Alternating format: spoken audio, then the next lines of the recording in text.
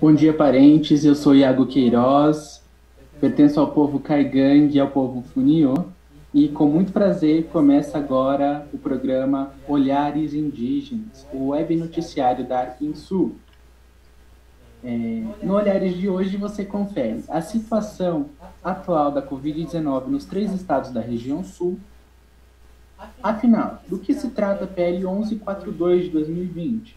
EAD nas universidades e os estudantes indígenas.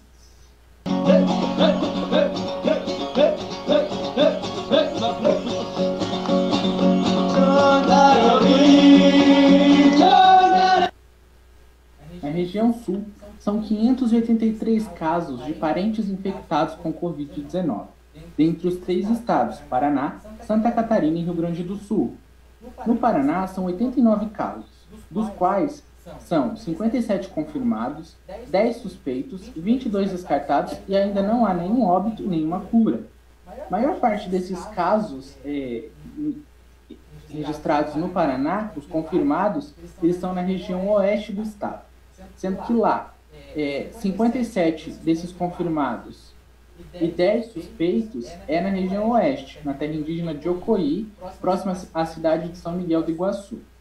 Já em Santa Catarina e Rio Grande do Sul, eles juntos somam mais de 494 casos, nos quais tiveram 5 óbitos, 82 curados, 254 confirmados, 48 suspeitos, 185 estão descartados. Esses dados eles foram recolhidos até a data de ontem, né? Então, possivelmente, a partir de hoje, terá novas atualizações. Eu sei que aqui no Paraná tinha alguns suspeitos, né, que estavam para sair os exames hoje, e em Santa Catarina também. Bom, eu soube que os parentes que estão infectados na terra indígena de Ocoí, né, os parentes contaminados, eles estão sendo isolados numa estrutura que o cacique montou dentro da comunidade. Então, ele usou a escola para montar essa estrutura, né, com cama, toda uma estrutura básica para se manter eles isolados, e também usou barracas que foram cedidas pela Defesa Civil. Essas informações elas foram passadas pelo cacique lá da comunidade.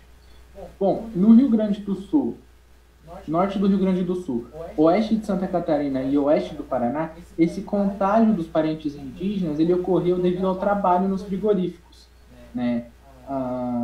Desde o começo da pandemia, as empresas se recusaram a dar esse afastamento para os parentes ficarem em isolamento, né? Ficarem em quarentena. E aí houve esse contágio. Eu sei que em Santa Catarina o número foi bem maior, né, de contaminados, Santa Catarina e Rio Grande do Sul. E aí logo no começo de abril eles entraram com o processo no Ministério Público do Trabalho e no Ministério Público Federal, né, e aí está tramitando ainda. Eu sei que houve uma deliberação do Ministério Público Federal e do Trabalho que a empresa devia afastar os parentes para a quarentena, né? E que sem ter prejuízo no salário. Bom, no Paraná aconteceu semelhante, é um caso semelhante. Dos 57 infectados no oeste, 45 deles trabalham em frigoríficos da região. Eu sei que já entraram com o processo, que está tramitando também. E na próxima edição, nós vamos trazer informações atualizadas e mais completas sobre essa situação dos frigoríficos e os funcionários indígenas da região sul. Bom, uma informação importante que não posso deixar de dizer, é que esses dados que foram apresentados aqui, eles são de parentes que vivem dentro das comunidades, né? Já os parentes que vivem fora, vivem em contexto urbano, eles passam por atendimento no sistema estadual, municipal de saúde, né? Portanto, não constam nesses dados. Bom, só um minuto.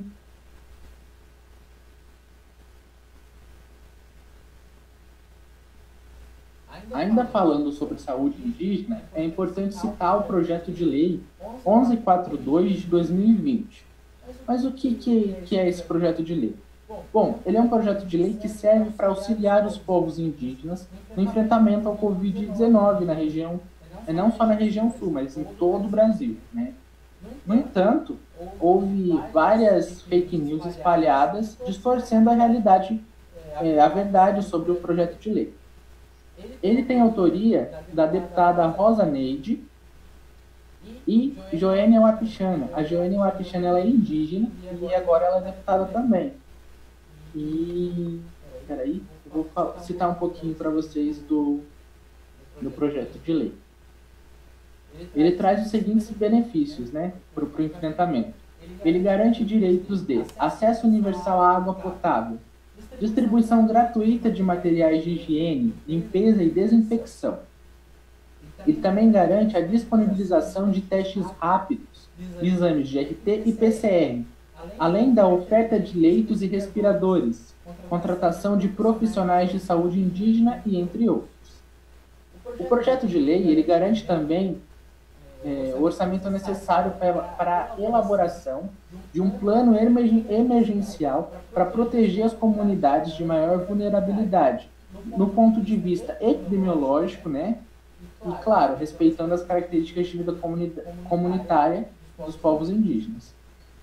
Bom, ele também exige uma transparência nos dados do SUS, com a identificação dos indígenas, seguindo os critérios de raça ou cor dos contaminados.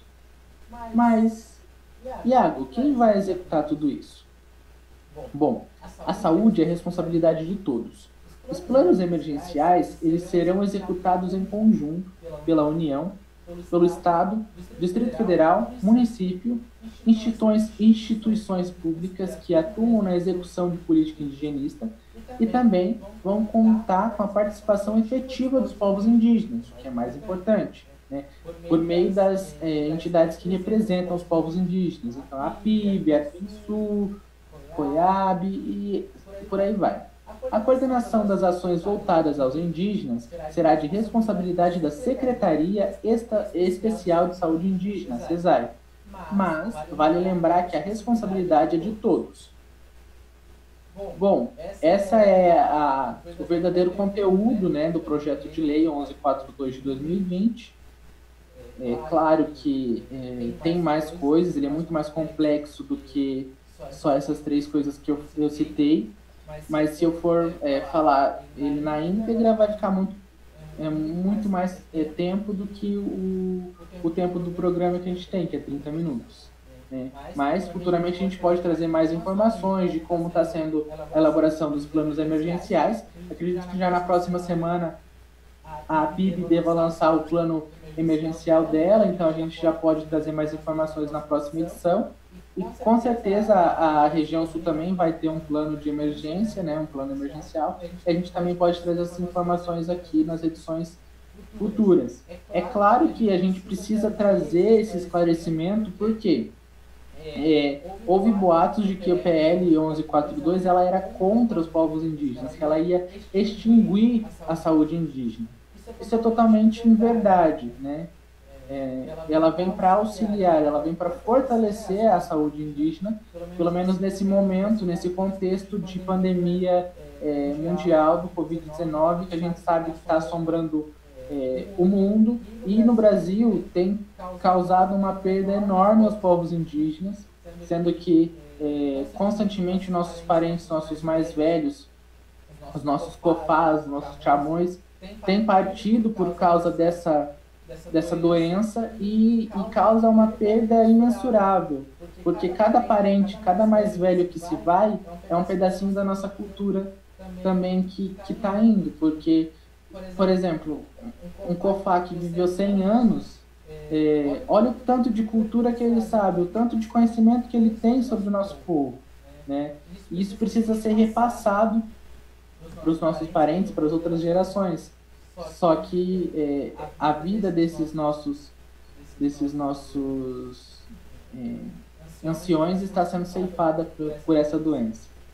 Bom, mas agora, para amenizar um pouquinho esse clima de notícia ruim, de pandemia, a gente vai ouvir um canto guarani chamado Chondaroí, se eu não me engano. Eu não sei dizer de qual grupo que ele que cantou ele, mas eu posso pesquisar para vocês na próxima semana.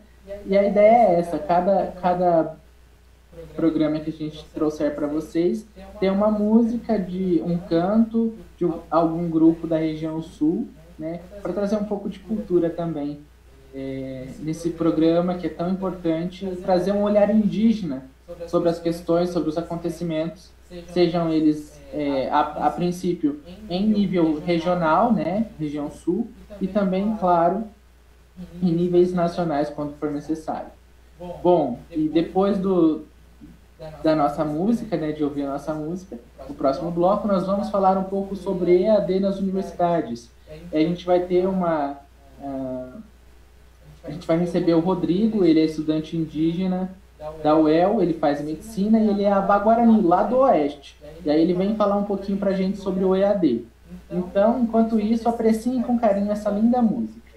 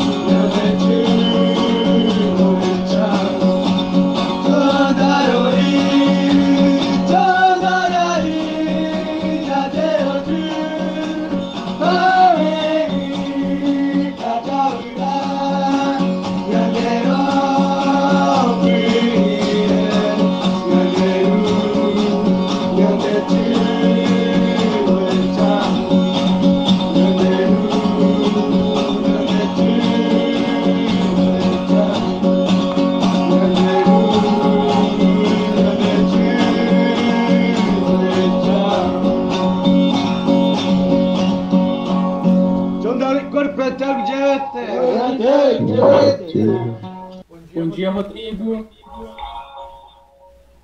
Bom dia, Iago. Tudo bem? Coporá, Apos, Xerópolis. Bom dia a todos. Rodrigo, a gente está aqui basicamente, claro, você pode se apresentar primeiro, né? Aí depois a gente vai falar um pouquinho sobre o EAD, tá bom? Certo. Bom, meu nome é Rodrigo Tupã Luiz, sou avá-guarani da região oeste do Paraná, pertenço ao Guarani de lá e também de Mato Grosso do Sul. Eu nasci em Mato Grosso do Sul, mas desde pequeno eu moro na região oeste do Paraná. Tá.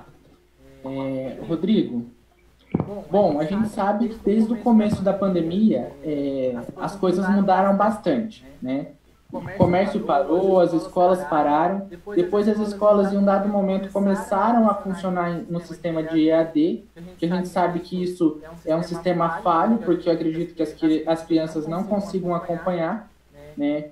Por uma questão até de infraestrutura, uma questão de... São várias questões a serem consideradas, claro.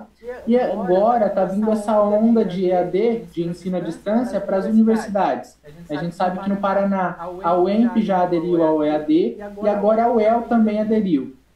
E é uma problemática muito grande, né?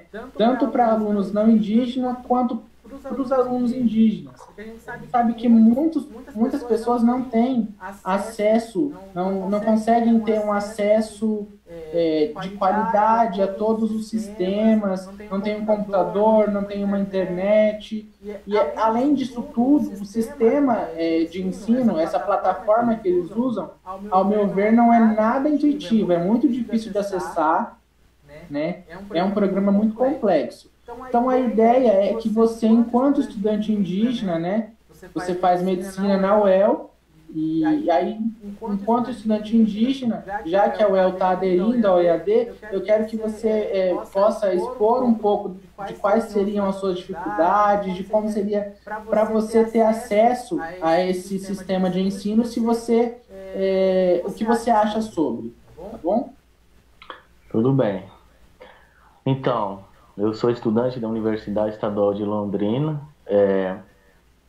Então, dia 29 começa o nosso ensino, que se chama de remota, né? Ensino remota, mas para mim é a mesma coisa de EAD. Eles fizeram uma série de mini curso tentando ensinar como mexer com os programas, com o Zoom, com o Meet e outras coisas que a plataforma Google oferece. Mesmo assim, para nós indígenas, isso já fica difícil. Fica difícil porque a gente não tem acesso a equipamento para você treinar e aperfeiçoando o que eles ensinaram. Até mesmo os não indígenas têm a dificuldade, pelo que eu vi a maioria comentando, né? Então, com isso, vai dificultar muito para os nossos alunos indígenas que estão na UEL. Então, a maioria dos indígenas estão nas aldeias, onde eles não têm acesso à internet. A internet é escasso, e com isso, então, ele impossibilita ter acesso porque não tem mesmo sinal, nem de celular às vezes. Como que um aluno desse vai conseguir fazer uma aula EAD dentro das terras indígenas? Outra questão que eu queria pontuar é sobre o meu curso. O meu curso é um curso muito difícil, curso pesado, carga horária muito alta. Muitos dos que aderiram ao método remoto, que eles chamam, eles vão adaptar essa semana e ainda vai começar lá para a semana que vem ou na outra semana. Alguns cursos já fizeram isso. Só que no nosso caso, o curso de medicina, ele é bem pesado, então já agora, dia 29, já vão começar com tudo, já saiu o calendário das aulas, então eu estou sem equipamento, eu tenho um celularzinho aqui que malemar funciona, às vezes trava, cai, só tem 4 GB de memória, então é impossível fazer uma aula EAD com esse celular. E com isso, o pessoal da colegiado de medicina entrou em contato comigo, né, para ver o que eu precisava. Aí eu expor a minha situação para eles, que eu precisava de equipamento e de um espaço. Como o Iago já comentou, a gente tem 2 crianças em casa. E as crianças também precisam de atenção nas tarefas, a gente tem que estar resolvendo as tarefas junto com eles. E também tem a recuperar, como que o paralelo, né, para a criança que tá fazendo reforço.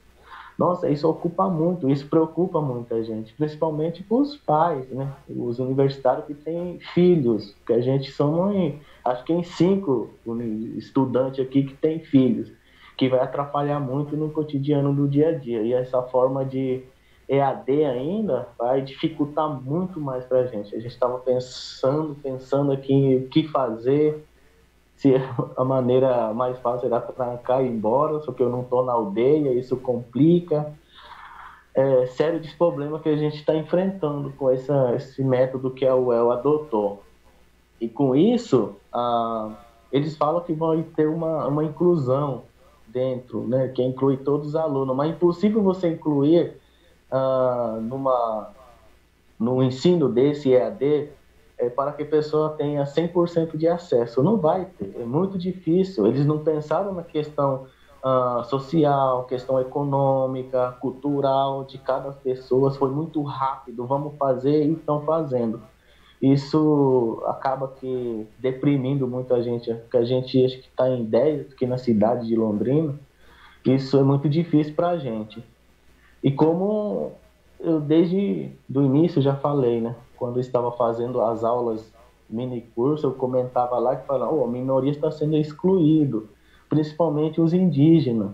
A gente está acho que em 35 estudantes, só poucos deles, menos de 10 pessoas teriam acesso para fazer essa forma de EAD. Então isso acaba dificultando a gente e é muito complicado para a gente está tentando buscar uma saída, principalmente a gente está aqui na cidade, né? A gente não é a favor, mas se eles fizerem, quer dizer, já foi aprovado e vão fazer, a gente vai ter que dar um jeito de acompanhar pelo menos, e muitas coisas a gente não vai conseguir fazer, isso eu acho que já é certeza, e por isso a gente está muito preocupado ainda. E como se diz, né, o ensino EAD para alguém é bom, mas para o outro não é, né? Para os outros é ruim, principalmente no nosso caso que a gente é indígena. Então era isso que eu queria expor um pouco sobre o nosso, como posso dizer, nossa revolta, né? Com esse método de ensino. É muita coisa que dá para pontuar, mas acho que o principal é isso, essa dificuldade. Eles falam que vai ter acesso, mas não vai ter acesso. Isso é muito difícil. Inclusão é nada, exclusão isso, né? Exclusão com a minoria, principalmente população indígena. São estudantes indígenas que estão dentro da UEL. É isso, Iago, que eu queria comentar. Bom, Rodrigo, pensando nessa questão, a gente tem conhecimento de que no Paraná existe as CUIAs, né, Comissão Universidade para o Índio, tanto regional, que seria por cada universidade, quanto estadual. E assim, a CUIA está oferecendo alguma estratégia, está auxiliando fazendo alguma tratativa nessa questão para ajudar os estudantes indígenas a ter acesso? Como está sendo isso? Como está esse processo? Bom, até então a gente recebeu alguns formulários da CUIA, né? Talvez eles estavam fazendo um levantamento, né, de quem ia precisar de ajuda. Só não sei de que forma que eles vão fazer isso, de que forma que eles vão conseguir arrumar o equipamento para quem precisa. Eles fizeram um levantamento e mandaram questionário para responder quais são as dificuldades, se você tem acesso à internet, se é 3G, se é 4G. Então eles fizeram essa pergunta, mas até agora eu assim não tive retorno deles, né? Eu vi que eles fizeram uma carta junto com o Artem, que é a nossa articulação, né, da UEL, assim, não a favor dessa volta dessa forma remota. Então eles fizeram algumas cartas, mandaram, mas como a gente sabe, né, a gente é minoria, a gente não é ouvido, né? É a maioria que são, né? Então, eu não sei de que forma que eles estão tratando isso, porque a UEL, ontem, encerramento da Virtuel que eles fizeram pelo YouTube, o reitor falou que a UEL vai lançar um projeto, o UEL Conecta. Nesse UEL Conecta, eles vão tentar arrumar uma doação ou até o fundo, até a SET. O superintendente da SET estava nessa reunião que acompanhei. O cara foi grosso, um escroto, falou mal, falou que quem não quer fazer é um vagabundo mesmo, né? E eles nem pensam por nosso lado, principalmente o nosso lado dos indígenas, né? Questão social, cultural, econômica, envolve tudo. Nossa, eu fiquei tão revoltado com a fala dele no final, né? Que ele está falando sobre quem não queria aderir a essa forma remota, sabe? E isso eu fiquei muito revoltado. Então a UEL, o nosso reitor, o Sérgio, ele lançou então esse projeto, o UEL Conecta, que acho que vão disponibilizar ainda o questionário. Isso o doutor Leandro me mandou ontem, no privado, no WhatsApp, falando assim, ó, fala para os seus parentes se inscreverem, porque vão sair um editalzinho, né? Quem vai organizar é a SEBEC, então a gente está esperando. Mas mesmo assim, como eu acabei de falar, como que um aluno que está na aldeia vai conseguir fazer se nem sinal de celular pega lá? Não tem, isso é impossível fazer, sabe? E além disso, tem outras questões, né, Rodrigo? Eu, por exemplo, eu tenho um pouco de dificuldade de aprendizado, mesmo presencial. Então, eu levei um certo tempo para conseguir me formar, né? Mesmo depois de 2 anos levei 2 anos para poder ter um acompanhamento, né? Que foi quando a professora Mônica entrou pro departamento, ela começou a me acompanhar e assim foi fundamental para que eu conseguisse me formar. Né? Então eu acho que como que vai ser esse acompanhamento se for virtual, né? Como que vai ter esse desenvolvimento do aluno? Vai ter um acompanhamento mais próximo? Como vai ser? Eu acho muito problemática essa situação e acho que tem tudo para dar errado. Com certeza, Iago. Acho que eu tinha pensado por esse lado também. Ontem fiquei pensando, falou.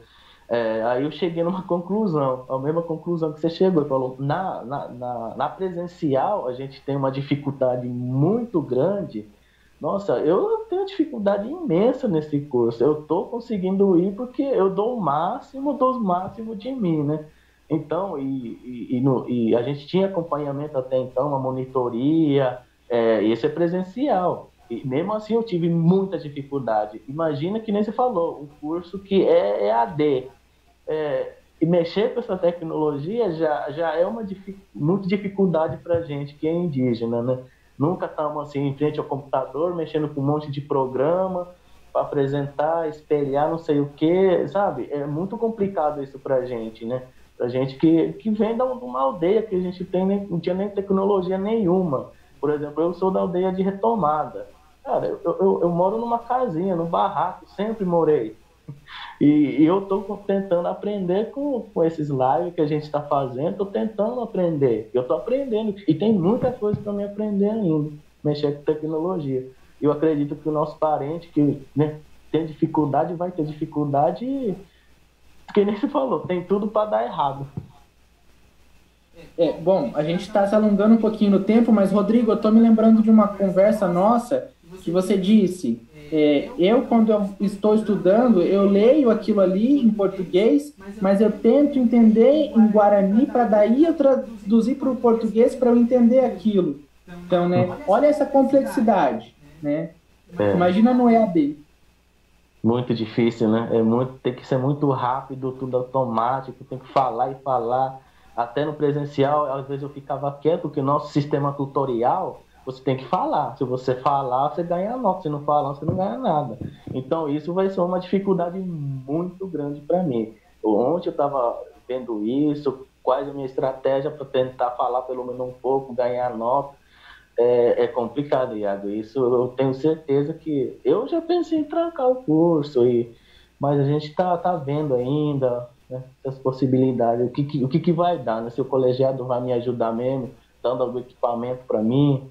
Porque sem isso eu não vou conseguir, não. Acho que todos os parentes vão ter essa dificuldade. Bom, mas Rodrigo, acho que a gente pode tentar trazer essa atualização, né, nas próximas edições do programa. Ele vai ser tudo sábado, às 10 da manhã. E aí fica à disposição, né, para a Artem, não só para ela, mas para todos os coletivos de estudantes indígenas da região sul, para ter esse espaço, né, de fala. E eu gostaria de agradecer a sua fala, que foi muito importante. A universidade ela é um espaço muito importante que o indígena precisa ocupar, é nosso por direito também, né? Então, acho que assim, isso que você falou de desistir, de trancar, não pode, Rodrigo. Vai ter dificuldade, mas a gente precisa continuar. É um espaço que a gente conseguiu, é nosso direito de estar lá, sabe? E acho que a gente precisa ter essa força, que a gente está lutando há 520 anos e a gente não pode parar agora, sabe? Bom, e eu gostaria de agradecer a sua fala, tá bom?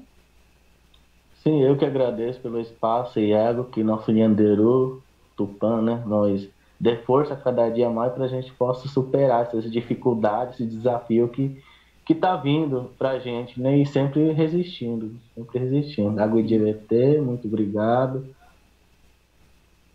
Eu te agradeço e se cuida. Usa máscara, álcool gel, fica em casa, tá bom?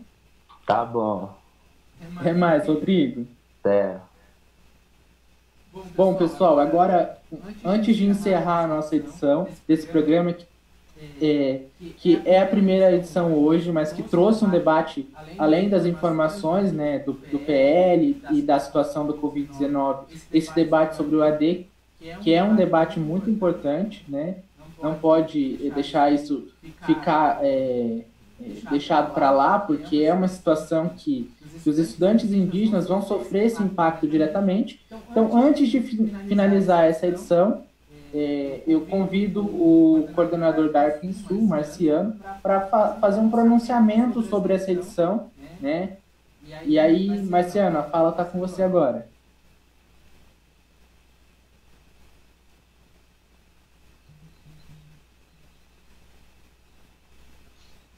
Tá ok.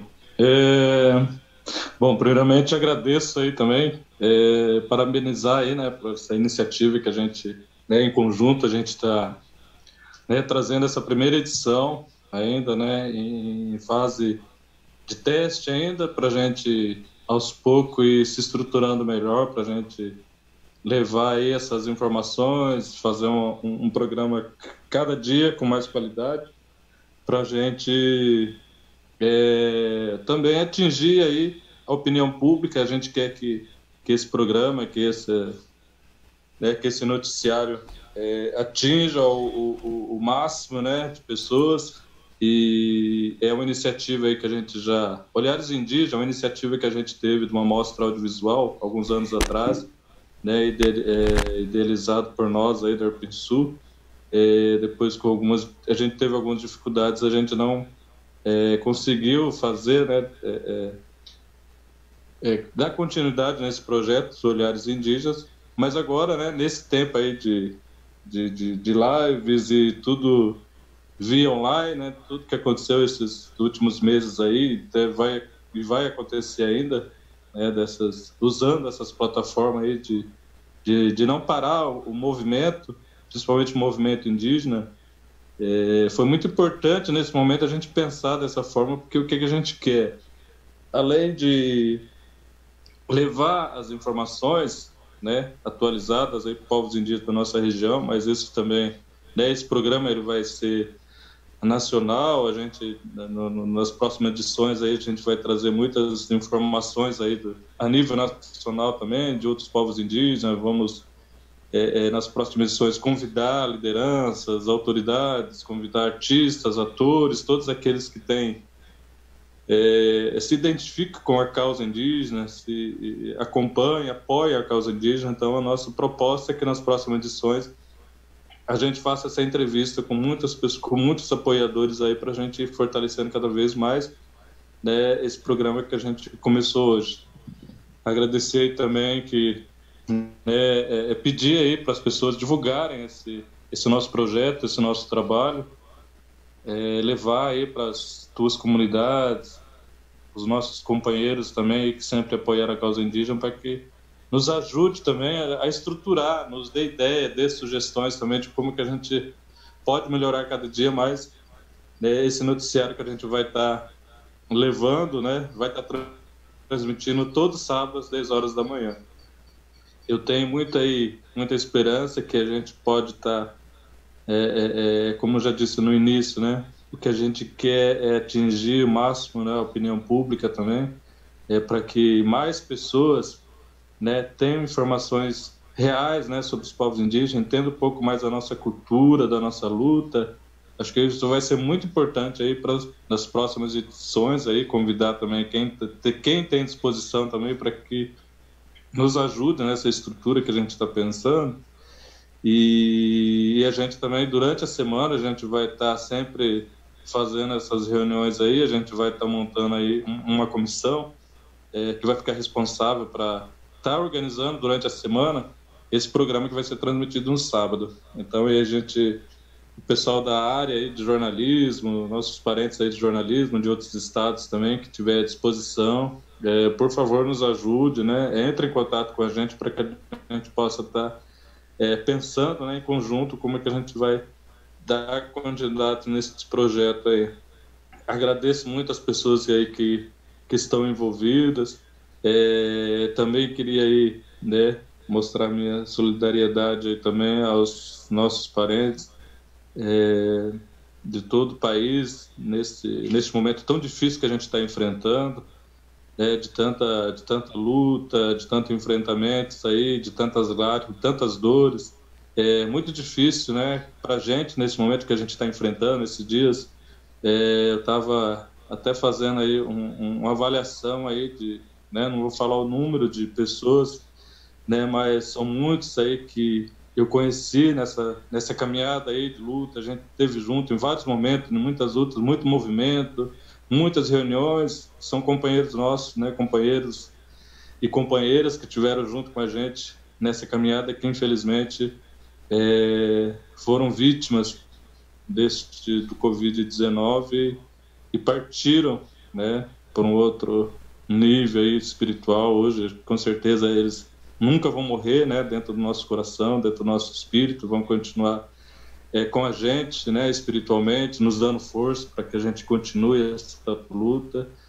Mas é um momento de muita dor, um momento de muita aflição. E esse dia eu estava bastante triste, assim, né, sabendo que, né, quando passar tudo isso, quando a gente voltar e estar junto, né, presencialmente, fisicamente junto, muitos desses nossos parentes, muitos desses companheiros de luta, a gente infelizmente não vai estar vendo eles mais junto com a gente. Isso é um momento de muita aflição que a gente está passando. Mas eu queria aí deixar também muita força para nossos parentes, sobretudo aí da região sul, né, o pessoal que estão empenhado aí, os parentes, nossos amigos estão empenhados diariamente, constantemente aí nesse enfrentamento, dando apoio às comunidades, pensando, né, em todas essas consequências que a gente está enfrentando diante dessa pandemia. E a gente sabe que as comunidades, as lideranças têm enfrentado muita dificuldade aí para estar neste momento, e a gente quer também agradecer também a frente do enfrentamento, essas lideranças que estão empenhadas, muitas vezes deixando de fazer as próprias coisas deles para, né, se dedicar aí para amenizar um pouco essas dores, né, amenizar um pouco todo esse problema aí que as comunidades estão enfrentando. E a Arpinsul também fica à disposição também para os nossos coordenadores, nossas lideranças aí, todos aqueles que fazem parte aí né, talvez não diretamente dentro da direção da Arpinsul, mas levantam a bandeira, né, da nossa organização na região sul. E a gente quer também que vocês apresentem, né, as causas, que vocês tragam essa discussão. A gente quer oportunizar também nesse programa também para que vocês apresentem um pouco, né, a situação que vocês têm enfrentado, não só os problemas, mas apresentar ações que vocês têm feito dentro das comunidades também, porque isso é muito importante, né? Como que as lideranças, como que a comunidade tem enfrentado isso, e muitas vezes têm feito aí um trabalho excelente aí né, para amenizar um pouco, né, evitar aí para que essa se alastre né, mais fortemente. E infelizmente algumas comunidades a gente sabe que está, né, com maior dificuldade aí, mas a gente também está atento, a gente está à disposição também para que a gente possa estar fazendo alguma coisa, né, diretamente junto às lideranças que estão na frente do enfrentamento aí dessas ações mais diretas, como também fazendo essa articulação aí, né, no campo jurídico, no campo político também, que esse é o nosso papel também, para que a gente possa estar unindo as forças e tentar ajudar essas comunidades, ajudar os nossos parentes aí. Então, isso é muito importante. E aí também agradecer as lideranças que, né, da ARPINSul, a PIB também, que tem se dedicado aí, a pessoa do Cretan, que é nosso representante dentro da PIB, né, que tem feito um esforço enorme, né, tem colocado em risco a própria vida dele, de estar lá em Brasília, mas está em articulação constante, né, esses dias o Cretan não estava passando muito bem, está com... mas tudo isso, tanto dessa luta aí, mas ele não tem deixado de estar à frente, né, nessa guerra, nessa batalha, por nós da região e aí por todo o Brasil, porque ele está hoje lá em Brasília, acho que é o único da PIB, né, dos coordenadores da PIB que está lá presencialmente em Brasília, e isso também traz uma enorme satisfação também, sabe, um grande retorno que essa pessoa tem dado para a gente aqui. E aí agradeço também vocês aí que está à frente, o Iago também, que, né, tem pegado essa missão aí, com certeza a gente junto vamos estar cada vez mais fortes aí, e vamos à luta e vamos divulgar aí, ajuda nós a compartilhar aí, vamos para a luta. Aí agradeço muito vocês e fico à disposição. Obrigado a todos. Obrigado pelo pronunciamento, Marciano. Com certeza, esse espaço, esse programa Olhares Indígenas, ele é fundamental, né, para auxiliar a nossa luta aqui na região sul e, claro, a nível nacional também, e ter a participação dos nossos parentes indígenas que façam comunicação ou que são formados é importante, né, porque esse programa, ele é um programa indígena feito para os povos indígenas, né, e então é importante a nossa participação. É importante que a gente seja o protagonista da nossa própria história, né? E, claro, esse é o primeiro de muitos, né? E, assim, a estrutura é totalmente improvisada aqui, mas está dando certo e vamos continuar, né? Eu queria agradecer também pela oportunidade ao Marciano, ao Cretan, por terem me convidado para fazer parte da ARPINSul, para contribuir, né, nessa parte da comunicação. Esse foi um dos motivos que eu fiz jornalismo, né?